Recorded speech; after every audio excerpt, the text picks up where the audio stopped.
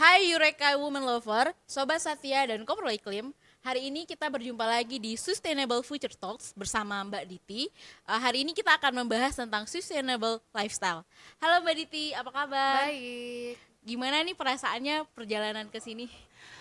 semangat karena hari ini ngobrolin hal-hal yang mungkin 10 tahun lalu nggak diobrolin tapi hari ini kayak lagi happening untuk diobrolin.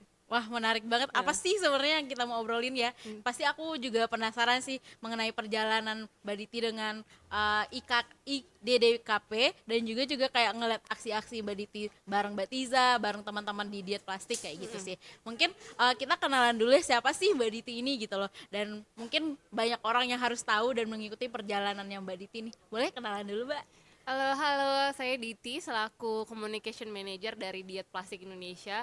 Mungkin 10 tahun yang lalu Diet Plastik Indonesia namanya itu Gerakan Indonesia Diet Kantong Plastik. Oh, I Jadi see. karena sudah satu dekade kita berganti nama, rebranding menjadi Diet Plastik Indonesia. Kenapa berganti nama? Karena 10 tahun lalu kita cuma ngomongin gimana caranya menjadikan Indonesia bebas kantong kresek gitu, karena sampah plastik kan sudah banyak menjadi isu yang bermasalah. Nah, setelah kita lihat ternyata nggak hanya kantong kresek yang bermasalah. Kalau suka lihat film dokumenter, kita lihat banyak binatang-binatang yang suka keselak sedotan gitu kan. Keselak. Ah ya, keselak sedotan. Kemudian kalau lihat lagi banjir, lihat di selokan banyak styrofoam yang bikin mampet. Jadi kita melihat bahwa isu sampah plastik ini nggak hanya kantong kresek tapi juga banyak sekali jenis plastik lainnya gitu. Jadi yang kita lakukan saat ini adalah mendampingi pemerintah, baik pemerintah pusat maupun daerah untuk membuat kebijakan supaya si plastik ini nih nggak jadi masalah lagi. Gitu. Oke, menarik banget ya perjalanannya. Mungkin aku tuh sering ngeliat nih kayak gerakan zero waste atau diet plastik ini tuh sebenarnya banyak, tapi Mm-mm. kemudian kan rada kepisah-pisah ya. Tapi Mm-mm. kita ngelihatnya ketika kita ngelihat diet plastik yang berubah nama ini, menurutku menjadi sebuah perjalanan yang menarik karena bersama pemerintah gitu loh. Betul. Kan kita ngelihatnya kalau solusi iklim itu nggak bisa dilakukan oleh masyarakat sipil doang, tapi harus Mm-mm. bekerja sama kayak gitu. Mm-mm. Mm. Nah, perjalanan-perjalanan yang seperti ini sebenarnya banyak dilakukan oleh personal people nih Mbak. Mm-mm. Tapi kemudian aku ngelihatnya gerakan diet plastik ini menjadi apa ya, alasan aku sebenarnya aku dulu tuh sangat suka ngelihat orang aksi kan. Terus pas Mm-mm. aku ikut aksi di diet plastik, aku ngelihatnya ada anak muda yang terorganisir Mm-mm. akhirnya. Kemudian kita nggak ngelihat yang kayak gerakan yang cuman ya udah kita bisa nih gerakin bersihin plastik di rumah, tapi akhirnya kita harus melakukan itu gerakan bersama gitu loh. Betul. Sebenarnya apa sih motivasi dari gerakan diet plastik ini dengan sistem bekerja sama Mm. dengan pemerintah kayak gitu sih? Sebenarnya yang kita sasar adalah perubahan sistem yang komprehensif gitu. Kalau kita bilang gini, oke, cara mengelola plastik itu bawa tumbler dari rumah. Tapi kalau udah habis airnya mau ngisi di mana? Nah, Yes. gitu kan. Jadi sekarang yang sedang kita jalankan gak hanya melarang si plastik aja, tapi mendorong pelaku usaha minimal ya, kayak menyediakan tempat pengisian air minum secara gratis. Atau kalau misalnya nih kita nih cewek-cewek mau isi ulang skincare, itu punya tempat stationnya gitu, yang mana itu tuh sekarang nggak tersedia dengan luas. Yang mungkin kita bisa lihat adalah galon air dan gas. Nah, itu kan bisa kita isi ulang kan tanpa perlu untuk nyampah kemasannya. Nah, kita pengen semua produk yang kita pakai itu bisa diisi ulang, kemasannya bisa dikembalikan sehingga nggak nyampah. Nah, jadi sistem seperti itu yang kita lihat, nggak hanya kita beraksi sendiri, tapi harus didukung sama support system yang lain gitu. Jadi itu mungkin yang membedakan tujuan kita membuat sebuah sistem yang nggak hanya dari diri sendiri, tapi juga didukung sama sekeliling kita gitu. Sekeliling tuh nggak hanya keluarga, nggak hanya sekolah, nggak hanya kantor gitu ya, tapi bener-bener ibaratnya satu negara nih kayak gitu. Oke, perubahan sistem ini Betul, sebenarnya aku ngelihatnya ada keterkaitan antara produsen dan konsumen ya, di mana betul. pertanggungjawaban tentang plastik ini nggak diberikan kepada orang yang membelinya aja, tapi Mm-mm. juga perusahaannya kayak dituntut untuk bertanggung jawab sampai Betul. akhir kayak gitu Mm-mm. loh, sampai menyediakan refill, sampai Mm-mm. yang kayak oh ya udah nih kalian bisa refill di sini. Mm-mm. Kemudian kayak pertanggungjawaban yang seperti ini sebenarnya memang harus terjadi Mm-mm. kata saling ya, bukan Betul. yang cuman konsumen doang nih yang Betul, diberatin. bukan Kamu satu pihak ya. iya, kamu beli ya udah, kamu ya udah selesain aja sendiri gitu Betul. loh. Menarik banget. Oke, mungkin aku mau menanyakan lagi tentang sebenarnya bagaimana sih sebenarnya anak muda tuh atau perempuan Gen Z nih yang melihat isu krisis iklim ini gitu loh. Kan kalau aku secara pribadi nih, mungkin aku mengaku privilege karena bisa belajar tentang krisis iklim, belajar tentang gerakan gitu loh. Menurut Mbak Diti, gimana sih Gen Z atau perempuan memandang isu krisis iklim? Kalau bisa dibilangnya, kalau ngomongin generasi milenial dan Gen Z adalah generasi yang privilege karena satu, mereka terpapar isu perubahan iklim dan kerusakan lingkungan. Dua, mereka merasakan dampak gitu kan, perubahan cuaca, banjir, mungkin bencana alam gitu. Tiga, mereka terpapar solusi juga. Nah, tapi kadang balik lagi support sistemnya nggak mengajak mereka untuk bisa melakukan. Kayak misalnya mereka disuruh bawa tumbler bekal makanan gitu, tapi nggak ada tempat nyuci gratis, nggak ada tempat isi minum gratis gitu ya gitu. Coba deh kalau misalnya makan di restoran nih, kita pakai sedotan sendiri, boleh nggak nyuci di dapur? Belum tentu boleh soalnya gitu ya. Itu yang kita lihat, kadang ketika mereka sudah melakukan aksi, mereka tuh ada momen mandeknya, sehingga mereka susah nih, ribet nih, akhirnya nggak ngelakuin lagi gitu. Padahal sebenarnya opsi solusi itu ada, mereka merasakan dampaknya. Nah, peran perempuan sebenarnya di sini adalah kita lihat perempuan tuh katanya multitasking ya. Saking multitaskingnya bisa satset kemana-mana, fleksibelnya. Sekarang tuh zamannya solusi udah terpapar, sudah ada, tinggal pilih mau yang mana. Tapi mungkin yang perlu digarisbawahi adalah perubahan itu tuh nggak sekejap. Jadi perlu waktu. Ketika misalnya dulu tuh aku pertama kali bawa tumbler tuh cuma tumbler air minum gitu kan. Tapi waktu sebelum pandemi nih ya, sebelum pandemi kalau misalnya lagi meeting-meeting keluar, bisa bawa tumbler 2, satu buat kopi gitu kan, karena nggak mau beli kopi pakai kemasan sekali pakai gitu kan. Nah itu awalnya kita ngeliat tuh ribet, tapi ternyata ya kita bisa isi ulang sendiri gitu, apalagi kalau ke tempat meeting yang makan minumnya bisa kita refill sendiri gitu. Nah untuk menjadikan sebuah kebiasaan yang akhirnya tidak ribet, itu pertama harus mau aware, kemudian mau dan mau konsisten gitu. Jadi itu sebenarnya peran generasi sekarang juga bisa mempengaruhi generasi sebelumnya atau bahkan generasi sesudah mereka gitu sih. Karena kita yang punya privilege untuk untuk merasakan, untuk punya solusi dan untuk bisa beraksi gitu sih. Oke, aku mau sedikit menyanggah ya Mbak Diti.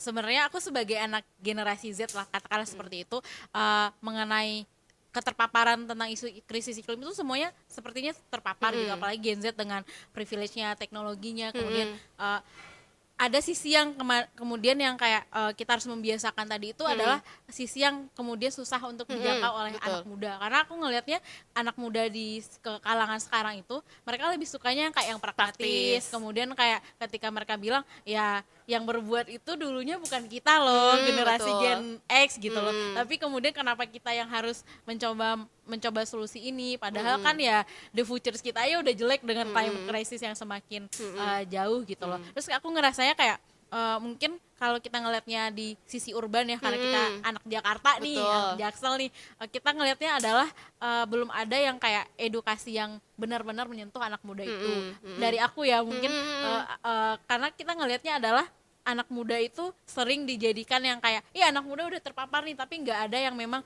menyentuh mereka. Betul. Kemudian dan tidak berkelanjutan. Betul, Kayak gitu betul. sih kalau dari aku sanggahannya. Nah, kemudian aku pengen nanya nih, bagaimana komentar Mbak Diti dengan apa yang tadi aku paparin, kayak ya udah orang udah tahu nih tentang krisis iklim, kemudian ada solusi sustainable lifestyle yang berkelanjutan, kemudian ada pertanggungjawaban dari perusahaan, tapi akhirnya kita nggak tahu nih bagaimana cara masuk ke situ gitu loh. Betul. Sebenarnya gimana sih masukan dari Mbak Diti atau komentarnya gimana? Salah satu kelebihan yang waktu itu aku rasakan juga ketika masih zaman kuliah ya, atau baru lulus kuliah, adalah banyak kegiatan sosial yang sebenarnya terbuka untuk anak muda gitu. Tapi mungkin kita juga makin kesini makin picky ya untuk memilih kegiatan mana yang nyaman sama kita gitu kan, kemudian yang cocok sama kita. Nah pengalaman aku dulu, aku mencoba, termasuk isu lingkungan ya, semua isu lingkungan aku terjun untuk jadi volunteer. Wah. Sampai akhirnya aku memilih untuk topik mana yang paling relate sama, satu, cerita masa kecilku dulu, dua, karena aku relate sama isu masa kecil aku waktu itu, isu laut, jadinya aku lebih mengerti gitu tentang isu laut tuh apa gitu. Awalnya tuh dulu aku terjun ke isu lingkungan karena aku ingin menyelamatkan populasi penyu gitu. Wah. Dan aku tinggal waktu itu besar di dekat pantai dan laut gitu. Nah, setelah aku lihat isu penyu itu sebenarnya awal dari darat gitu. Mereka terancam karena daratan ini, manusianya Nih. ini yang membuat mereka terancam. Nah, ternyata digali-gali lagi berhubungan juga sama isu sampah gitu kan. Nah, jadi menurut aku harus bisa kayaknya bisa meluangkan sedikit aja fleksibilitas kita untuk mencoba semuanya. Pasti ada yang nggak enaknya gitu, ada isu yang berat banget menurut aku, jadi kayak wah aku kadang-kadang merasa bodoh karena aku nggak bisa ngikutin gitu, tapi ada isu yang sangat nyaman. Nah di situ momen dimana kita punya privilege menurut aku saat ini terbuka. Aku yakin semua organisasi lingkungan terbuka untuk anak muda jadi volunteer, tinggal kita mau masuk ke dalamnya, berproses, dan akhirnya kita fokus. Nah itu fokus, kata-kata terakhir fokus nih kadang suka goyang ya gitu, kadang suka goyang gitu. Dan aku lihat aku pun kadang suka goyang karena pernah tuh aku momen oh coba deh udah ngurusin laut pengen ngurusin pegunungan, waktu itu kebun kopi. Nah itu aku gak relate sama sekali tuh gitu. Jadi balik lagi akhirnya ke isu yang aku relate, isu yang aku punya backgroundnya dan punya teman-temannya. Nah itu penting tuh memilih pertemanan supaya Circle ya. circle-nya penting Oke. banget supaya em, kita tuh nggak dianggap. Dulu ikut banget tuh pertama kali aku bawa kantong belanja, aku bilang wah mbaknya go green. Awalnya tuh kayak aku merasa pujian, tapi lama-lama kok Diledek kayaknya ya. nggak jadi mainstream kan. Nah, aku pengen punya circle yang menurut mereka bawa kantong belanja sendiri itu adalah hal yang wajar gitu. Jadi tujuannya akhirnya untuk aku pribadi, aku pengen isu ini bukan isu extraordinary tapi jadi isu mainstream sih gitu. Wah menarik. Aku menangkap ada 3 ya sebenarnya. Cobalah dari apa yang sangat relate dengan kita gitu loh. Kemudian kita harus main dengan circle yang sama. Betul. Kemudian kita harus fokus. Betul. Karena kan akhirnya ketika kita pengen semua isu lingkungan dikuasai, ya itu juga blunder sih. Karena Betul. kayak aku ngerasa ya udah kita fokus di dengan bawa tumbler, kemudian sebarkan dengan orang terdekat, kemudian ya udah tiap hari kamu biasakan. Betul. Ya itu menjadi sebuah rahasia supaya kita kayak bisa sustainable kayak gitu nggak Betul. sih? Kita sendiri harus sustainable Oh dengan iya. aksi kita. Betul. Jangan sampai kita kayak teriak-teriak sustainable, ya kita ternyata masih Bolong-bolong. iya, gitu. Harus konsisten dan Betul. komitmen. Oke. Oke. Aku mau pindah lagi nih Mbak. Kan kita ngeliat nih, aku tuh ngeliat kalau scroll di Instagram, nggak di Instagram doang sih, TikTok itu semua orang tuh udah campaign tentang lingkungan, tentang Betul. anak muda, kemudian tentang sustainable lifestyle gitu loh. Sebenarnya seberapa besar sih peran dari media ini untuk mempengaruhi orang muda? Jangan, kita nggak usah nyebut orang muda deh, semua orang kan bertanggung Publik jawab nih ya, atas gitu. climate crisis atau apa yang terjadi sama bumi gitu loh. Sebenarnya menurut Mbak Diti seberapa besar sih peran media dalam dalam menyebarkan krisis iklim ini gitu loh. Kayak gitu sih Mbak. Media mungkin kalau kita pisahin media yang konvensional sama media baru, new media ya gitu. Kebetulan aku pernah melakukan penelitian untuk tesis aku terkait bagaimana peran sosial media untuk isu sosial lingkungan gitu. Nah, jadi ternyata ada indikator yang berbeda ketika kita ngomongin sosial media. Apa yang menandakan kamu sudah beraksi itu cuma sebatas like, comment, share Yes. gitu kan. Iya. Sedangkan yang dibutuhkan di lapangan adalah orang terjun semua. Makanya itu akhirnya menjadi perdebatan nih gitu, bahwa oh sosial media berdampak, sosial media tidak berdampak. Nah kalau aku memilih sosial media berdampak untuk level awareness, tapi Yes. untuk memobilisasi massa belum tentu. Jadi mobilisasi massa untuk tanda tangan petisi mungkin bisa, tapi kalau suruh demo belum tentu. Iya Gitu. sih. Jadi sebenarnya kalau berperan ada perannya, tapi saat ini yang aku lihat dan hasil penelitianku juga melihat bahwa itu memang ranahnya awareness. Apakah bisa memobilisasi massa, itu masih diperdebatkan gitu. Dan ternyata itu nggak hanya terjadi misalnya contohnya di aku di isu lingkungan sampah, tapi isu konservasi lainnya juga ternyata sama gitu kan. Tapi saat ini karena mungkin misalnya nih kita punya programnya di NTT gitu, kalau mau beraksi di NTT kan nggak mungkin kita nyediain tiket pesawat buat di luar NTT kan gitu kan. Jadi memang sosial media dibutuhkan untuk tingkat awareness gitu. Jadi buat aku sih tetap memanfaatkan sosial media untuk penyebaran info, walaupun sekarang kebanjiran informasi, tapi lebih baik kita ngegelontorin aja informasinya sehingga apa yang kita keluarkan sekarang mungkin bisa dilihat tahun depan misalnya gitu kan, orang nyari bener nggak sih gitu kan. Jadi gelontorin aja informasi itu mau di media konvensional maupun di media sosial supaya orang tuh punya tabungan informasi gitu sih. Oke, aku mau narik sedikit kesimpulan. Ternyata sosial media ini cuma sampai awareness, tapi nggak nyampe yang kayak kalau kita sebut anak Jaksel sekarang tuh climate actionnya di mana ya, kayak gitu loh. Dan kita ngelihatnya banyak banget kan influencer yang bilang, ayo buang sampah pada tempatnya, ayo kita pisahin pilah-pilah gitu. Tapi akhirnya untuk menjadi climate action itu menjadi sebuah tanggung jawab yang susah ya gitu loh. Kemudian kan kalau kita ngelihat konteksnya adalah kalau kita ngelihat sosial media ya 70% nih di sosial media ternyata cuma 30% Betul. di dunia nyata gitu. Betul. Mungkin platform yang kita butuhkan adalah ya kita kembali ke komunitas nggak Betul. sih? Kita Aku ngerasa offline online-nya harus seimbang. iya, kemudian kayak antara si penyebar informasi ini, umpamanya komunitasnya Mbak Diti nih, mungkin harus ada yang kayak penyeimbang. Besok kita aksi bareng nih di Tanjung Pasir nanam mangrove atau pilih sampah di sana kayak gitu. Mungkin kayak gitu nggak sih? Dan kadang mobilisasi masanya ketika di online dan di offline beda. Waktu itu kita pernah kampanye sebuah program pasar di sosial media yang mengikuti itu ibu-ibu muda. Begitu turun ke pasar malah ibu-ibu yang udah senior. Oh Gitu iya? karena kayak ibu-ibu senior ini perlu kegiatan yang memang ketemu orang, bercanda-bercanda gitu. Nah, ibu-ibu muda ini lebih suka main di sosial media aja kayak gitu. Jadi itu ada perbedaan sih menurut aku, karena kita juga perlu tahu audiens kampanye kita atau program kita ditujukan kepada siapa. Dan memang kalau misalnya ditujukan ke ibu-ibu yang sudah senior gitu, ibaratnya tuh omah aku lah gitu Iya. ya harus ketok pintu, harus main Door sama to door ya. harus main sama RT RW-nya, ibu PKK, ibu pengajian gitu. Tapi kalau mengincar ibu-ibu muda influencer gitu, ya udah main aja di sosial media gitu. Berarti harus mainin promotion ad-nya dan lain sebagainya sih. Jadi itu ada perbedaannya di situ. Oh, rada tricky juga antara yang Betul. nyata sama yang di sosial Sama media media ya. gitu. Oke. PR banget ya Betul. ternyata Jadi harus berbicara strateginya sekarang harus dua nih Iya. gitu kan. ada orang lapangan, Ada ada orang orang sosmed. sosmed, Oke, betul. terima kasih. Nah, kan tadi kita udah punya problem tuh antara yang nyata dan sosial media, ternyata punya dua angle yang berbeda ya, dua angle campaign yang berbeda. Sebenarnya ada nggak sih cara efektif yang bisa kita lakukan bareng-bareng nih agar semua orang tuh terlibat dalam campaign kita atau aksi kita kayak gitu sih Mbak. Mungkin kayak ya kita lihat tadi kan target kita di sosial media adalah anak muda, ibu muda tadi gitu. Tapi kalau di yang nyata ternyata yang datangnya adalah ibu-ibu tua gitu. Betul. Sebenarnya ada nggak sih cara gitu untuk kita ngajak orang memobilisasi orangnya untuk terlibat di isu kita? Sebenarnya cara mengajak orang yang pertama leading by example kita dulu kan. Tadi kita harus sustain dulu sama aksi kita. Kedua pasti organisasi sosial tuh percaya sama namanya kolaborasi gitu kan. Dan kolaborasi ini terbuka untuk kalangan masyarakat manapun. Misalnya kayak tadi aku bisa sharing, kita punya program namanya Pasar Bebas Plastik. Awalnya kita bikin program itu beneran sendiri cuma sama manajemen pasar. Kemudian setelah kita evaluasi program yang sudah berjalan, kayaknya harus ada approach baru, pendekatan baru untuk bisa mendekati pedagang. Kemudian program batch selanjutnya kita kerjasama sama ibu-ibu Muhammadiyah, dari ibu-ibu Asyiyah, ibu pengajian.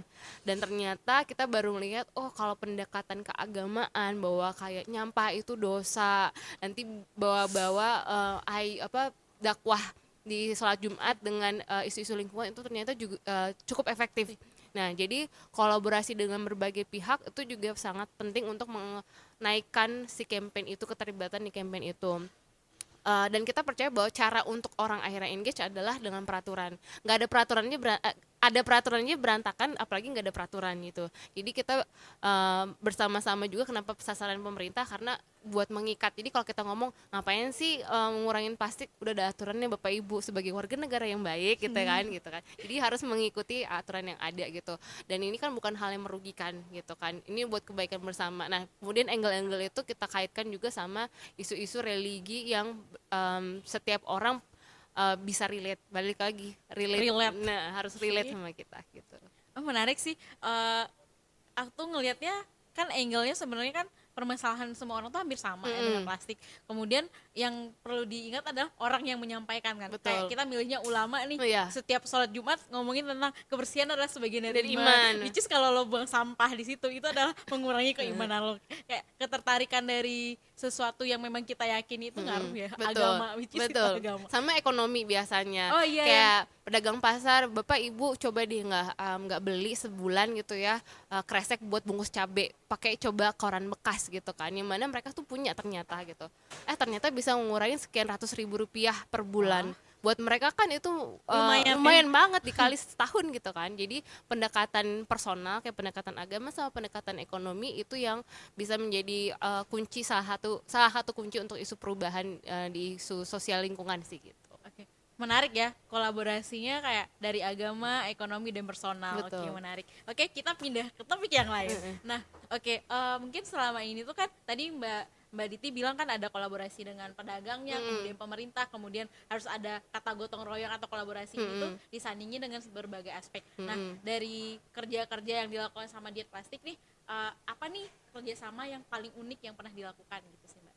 Paling unik sebenarnya semuanya punya keunikan ya, even ke sama pemerintah punya keunikan gitu. Yang kita tahu ternyata kita nggak tahu itu sih, yang kita kira bisa ternyata nggak bisa gitu. Kalau kalau yang kita lihat sebagai sebuah gerakan yang masih kontinu dilakukan adalah setiap bulan Juli kita ngadain namanya pawai bebas plastik di sepanjang Jalan Sudirman Tamrin gitu. Kita kerjasama dengan 8 organisasi dan ratusan komunitas untuk menyuarakan bulan Juli bebas plastik gitu. Nah dari situ kita lihat kolaborasi dari lembaga non-profit yang berbeda isu, kemudian satu turun ke jalan bisa menghasilkan sebuah hal yang besar gitu. Yang kita lihat seperti itu. Jadi kalau ngomongin yang paling unik adalah kita ada pawai gitu. Kita demonya dengan waktu itu kita bikin ular sachet gitu. Jadi kumpulan sachet yang kita Yang bareng Ekonusa itu. betul ya, kumpulan sachet yang kita clean up dari pantai, kita bikin sebuah ular raksasa yang mana waktu itu orang jadi lihat oh sebanyak dan sebesar itu loh sampahnya gitu. Jadi ngasih awareness seperti itu dan kita bikin orasi dengan cara yang fun gitu karena ya ternyata banyak anak muda punya skill orasi yang hanya bisa dikeluarkan di bulan itu gitu karena di perkuliahan yang pertemanannya itu dia ternyata berbeda gitu kan. Jadi Extrovertnya keluarnya pas aksi. ya betul. Pawai plastik. Jadi kita ngeliat itu salah satu kolaborasi yang paling salah satu yang paling unik lah gitu. Yang kedua yaitu dengan ibu-ibu Muhammadiyah Asyiyah gitu, ibu-ibu dengan latar belakang pendekatan religi. Itu yang menurut kita oh ternyata itu cocok buat audiens pasar gitu. Kira-kira sih itu dua yang pop up di aku ketika ngomongin kolaborasi yang paling menyenangkan lah gimana gitu. Karena waktu itu aku pernah ikut pawai plastik dan aku ngerasa kayak semua orang itu relate karena kita ngerasa ini audit sampah kita selama ini nih kita pakai ini ternyata wah gue adalah pemproduksi sampah paling banyak kayak gitu loh. Aku ngerasa itu relate banget sama anak muda, kemudian juga semua orang tuh bisa terlibat. Betul. Gitu sih, Mbak. Kan tadi kita udah mengurai nih Mbak permasalahan mengenai gimana kita harus melakukan climate actionnya gimana gitu loh. Nah kemudian apa nih sebenarnya bencana-bencana yang sebenarnya menjadi apa ya menjadi sebuah referensi gimana kita harus mengurangi penggunaan sampah tadi. Kemudian apa sih istilahnya apa sih alasan pertama kita untuk apa sih bencana yang menjadi alasan kita untuk berhenti menjadi orang yang memproduksi sampah lebih banyak kayak gitu. Sebenarnya sih kalau misalnya kita ngomongin isu sampah plastik ya gitu, dulu kita hanya melihat isu bahwa banjir disebabkan oleh sampah plastik gitu. Tapi ternyata sampah plastiknya udah masuk ke ikan, sampah plastiknya udah masuk ke darah, sampah plastiknya udah ada di udara gitu kan. Dan kita nggak tahu nih plastik itu kan terbuat dari minyak bumi dan campuran kimia ya. Kalau misalnya itu perlahan masuk ke dalam badan kita dan kita terpapar banyak bahan kimia, mungkin kemungkinan besar kan memang akan mengganggu kesehatan walaupun memang belum bisa diverifikasi karena penelitian masih berlanjut gitu kan. Jadi yang bisa kita lakukan adalah ibarat nih bak mandi udah penuh kita tutup kerannya dengan cara menyiapkan peraturan dan menyiapkan sistem sebenarnya gitu. Yang mau kita lakukan kebetulan 5 tahun ke depan Diet Plastik sedang menjalankan kampanye gerakan guna ulang seperti tadi supaya kalau mau bawa tumbler kita bisa isi minum gitu ya, supaya kalau misalnya makan di restoran bisa tetap pakai piring gelas yang bisa dicuci karena dulu kita kayak gitu. Dulu sekarang sejak pandemi itu banyak disediakan kemasan plastik seperti itu kan gitu. Jadi kita mau mengembalikan tradisi dulu kita piknik pakai rantang gitu ya, rantang dan keranjang gitu ya. Kemudian kita bawa bekal gitu kan waktu sekolah, kenapa makin gede kita nggak bawa bekal ya kan gitu kan. Jadi kita balik lagi karena itu identitas kita sebenarnya, itu identitas negeri kita sebenarnya. Kita bawa keranjang ke pasar juga hal yang biasa. Kan sekarang kok ngelihatnya kayak kok ribet banget bawa-bawa segala macam gitu kan. Jadi kita mengembalikan tradisi itu supaya memang dan disesuaikan dengan masa sekarang gitu. Gimana caranya kalau misalnya beli makanan online, kita bisa memilih kemasan yang bisa dikembalikan. Nah, itu kan salah satunya. Jadi gerakan guna ulang ini adalah ingin mengajak masyarakat bisa punya pilihan membeli produk tuh hanya isinya bukan kemasannya, dan mengajak pelaku usaha bisa membuat sebuah produk yang kemasannya bisa digunakan terus menerus sehingga tumpukan sampahnya tidak semakin banyak. Kita mungkin beberapa minggu ini mendengar TPA di Indonesia terbakar. Nah, gitu. Walaupun yang disalahin si El Nino gitu ya, tapi kita nggak bisa menutup mata bahwa rata-rata TPA sudah 30 lebih TPA terbakar dan melebihi kapasitas gitu, sudah ratusan persen kapasitasnya. Masa kita mau jadi generasi yang banyak menambah kapasitas TPA kan gitu. Aku pengennya sih kita menjadi generasi yang nggak usah ada lagi TPA, supaya nggak ada lagi sampah yang terbuang gitu kira-kira. Wah, menarik. Mungkin aku mau flashback dikit. Tadi berbicara tentang sebenarnya tradisi Indonesia tuh udah bawa bekal makanan sendiri, udah bawa keranjang sendiri gitu loh. Nah, sebenarnya untuk menghidupkan tradisi itu kembali itu kan sangat sulit ya. Apalagi aku ngelihatnya kalau kita orang yang udah terpapar ya udah privilege, pasti mau bawa aja ke pasar kayak bawa keranjang sendiri, bawa tumbler sendiri gitu loh. Nah, permasalahannya adalah mengembalikan tradisi yang udah lahir di Indonesia menjadi ya orang nyebutnya anak muda sekarang kuno banget sih kita harus bawa keranjang gitu loh. Tapi mungkin untuk kayak menyadarkan mereka untuk kembali ke tradisi itu gimana sih Mbak gitu loh. Aku penasaran sih karena kayak aku pernah melakukan yang kayak ke pasar bawa keranjang terus bilang ribet banget sih gitu loh. Terus aku bilang ya kalau kalian nggak bisa ngikutin nggak apa-apa juga. Betul. Tapi setidaknya aku udah memulai dengan cara aku sendiri gitu loh, dan kemudian aku nyaman dengan cara aku kayak gitu sih. Mungkin Mbak Diti bisa berbagi. Oke, salah satu untuk mendeketin adalah masuk ke sebuah hal yang membuat mereka keren. Salah satunya adalah awal bulan lalu kita membuat sebuah uji coba konser tanpa plastik. Jadi orang-orang yang datang ke sana bisa makan minum dengan gelas, piring, sendok garpu yang bisa dicuci. Mereka bisa isi botol minum mereka sendiri karena ada pengisian air minumnya gitu. Jadi kita mencoba membuat sebuah setting tempat situasi di mana orang mau melakukannya.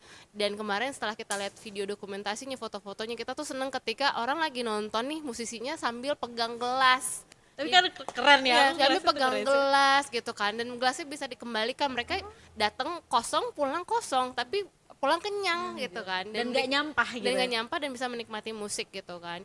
Jadi itu salah satu yang kita masuk ke hal-hal yang menurut generasi sekarang atau anak muda itu keren gitu. Setelah konser mungkin misalnya pensi-pensi misalnya kan, itu bisa kita lakukan juga. Atau yang hobi kulineran bisa ke restoran-restoran yang memang kita jadikan pilot project gitu untuk bisa menyediakan semua alat makan yang bisa dipakai dan dicuci kembali. Jadi benar-benar kita tuh nggak ngasilin sampah dari aktivitas yang kita rasa keren, nonton konser, kulineran, seperti itu sih gitu. Kayaknya memang kalau pendekatan sama anak muda tuh sama yang gigs musik, kayak emang konser-konseran, atau memang yang kayak ngajak piknik di taman tapi mereka nggak bawa apa-apa. Betul, udah disediakan tempat fasilitasnya. Betul. Menarik sih Mbak. Makasih ya Mbak. Oke. Sebenarnya aku ada pertanyaan yang kayak kan momennya November Desember itu adalah COP28 ya. Betul. Untuk tahun ini. Sebenarnya keterkaitan antara isu yang ada di COP sama yang dilakukan oleh diet plastik tuh ada nggak sih Mbak? Kemudian bagaimana kan kita ke sana tuh bisa nyampain aspirasi Betul. kita ya. Apakah untuk Indonesia tuh udah menyampaikan aspirasinya mengenai plastik dan yang lain-lain belum sih Mbak? Boleh dijelaskan. Oke. COP tahun ini di Dubai kan memang sudah menjadi acara rutin untuk membahas isu perubahan iklim. Nah, perubahan iklim kan ternyata semakin luas, dan sampah itu sampah plastik ya terutama juga sudah masuk dalam agenda krisis iklim gitu.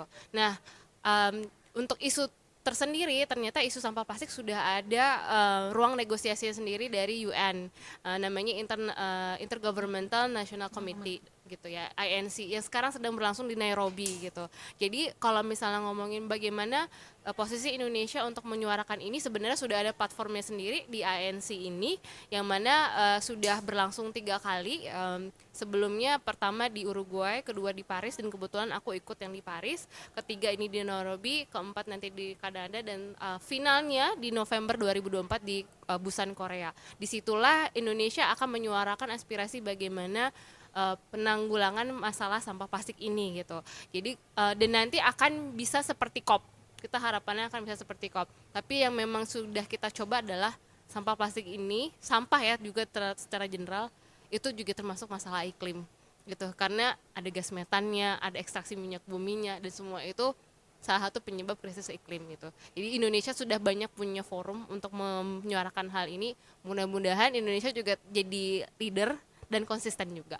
Semangat Mbak, aku juga sangat berharap karena kita kan kalau ke COP takutnya ya cuma datang terus kemudian kita nggak bawa apa-apa atau nggak ada perubahan yang lain untuk tahun kedepannya gitu loh. Nah sebelum aku menutup nih, mungkin Mbak Diti punya pesan-pesan untuk teman-teman yang akan mendengarkan podcast ini, karena kan ini akan harapannya adalah yang dengar tuh perempuan, anak muda, dan semua orang gitu loh. Mungkin Mbak Diti mau menyampaikan pesan atau mungkin mau mempromosikan sesuatu gitu. Menyampaikan pesan adalah satu, kalau mau membuat sebuah perubahan bisa leading by example, mulai dari hal-hal yang relate dulu. Kalau kamu merasa ribet bawa tumbler gitu, coba kembaliin kemasan-kemasan bekas skincare kamu. Nah itu pasti banyak deh di rumah gitu. Kedua adalah kalau memang mau terpapar isu lingkungan yang bisa beraksi, banyak kok kegiatan volunteerism yang bisa kamu ikutin. Jangan takut karena kita nggak gigit. Kalau kita masuk di situ, kita sama-sama belajar, dan ketika kamu merasa, oh saya nggak tahu apa-apa, justru momen itu kamu bisa menambah gelas kamu yang masih kosong gitu, supaya bisa terisi at least setengahnya. Kira-kira dari aku sih pesannya seperti itu. Oke, terima kasih Mbak Diti. Mungkin apa ya, sesi ini tuh menarik banget karena membahasnya sangat relate dengan aku, dengan teman-teman di sini gitu loh. Nah untuk apa ya, aku tidak mau berpanjang lebar, mungkin kita tutup aja kali ya. Mbak Diti nggak mau menyampaikan pesan-pesan lagi gitu, apa yang kayak kalau pengen lihat tentang kegiatan Mbak Diti bisa lihat di mana, mungkin disampaikan dulu aja. Oke, kalau untuk diet plastik sendiri, teman-teman bisa lihat di sosmed kita di IDDKP, @IDDKP, dan di YouTube kita Diet Plastik Indonesia. Terima kasih Eureka Women Lover, Sobat Satya, dan Koprol Iklim. Sampai berjumpa di Sustainable Future selanjutnya.